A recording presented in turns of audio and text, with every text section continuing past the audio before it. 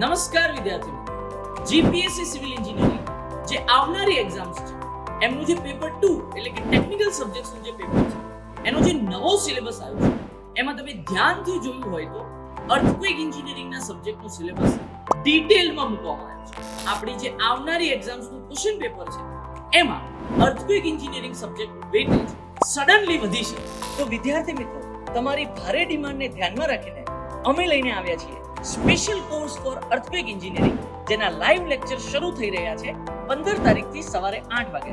આ કોર્સમાં તમને લાઈવ લેક્ચર્સ તથા તેનું રેકોર્ડિંગ, ક્લાસરૂમ પ્રેક્ટિસ ક્વેશ્ચન અને અર્થક્વેક એન્જિનિયરિંગ સબ્જેક્ટનું ટેસ્ટ મળશે.